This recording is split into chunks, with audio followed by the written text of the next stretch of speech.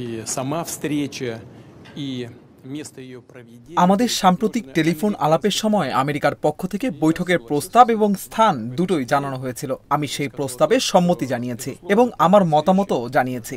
আমি বলেছিলাম অবশ্যই ভালোভাবে প্রস্তুতি নিয়ে এমন বৈঠকে বসা উচিত। হালকাভাবে বা তাড়াহুড়ো করে বৈঠকে বসা ঠিক হবে না। আমি বা প্রেসিডেন্ট ট্রাম্প কেউই এমন বৈঠক থেকে প্রত্যাশিত ফলাফল ছাড়া উঠে যেতে চাইব না। বান্ডেল থাকলে প্রতি সেনমানিতে টাকা বাঁচবে। বিকাশ সেনমানি বান্ডেল কিনে জিতুন প্রতি লেনদেনে।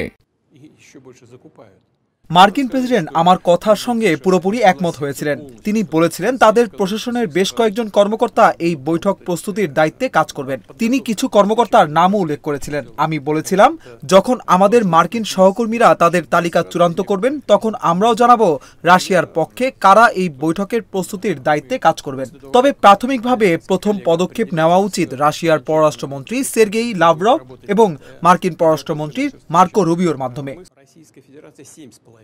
মার্কিন প্রেসিডেন্ট এই বৈঠক বাতিল বা স্থগিত করার সিদ্ধান্ত নিয়েছেন। আমার মনে হয় তিনি স্থগিত করার কথাই বলেছেন। আমরা কি বলতে পারি? সংলাপ সবসময় ভালো, সংঘাত বিরোধ বা বিশেষ করে যুদ্ধের চেয়ে। তাই আমরা সবসময় সংলাপের পক্ষেই থেকেছি এবং এখনো সংলাপ চালিয়ে যাওয়ার পক্ষেই আছি। Поэтому мы всегда это поддерживали, продолжение диалога, и сейчас это поддерживаем.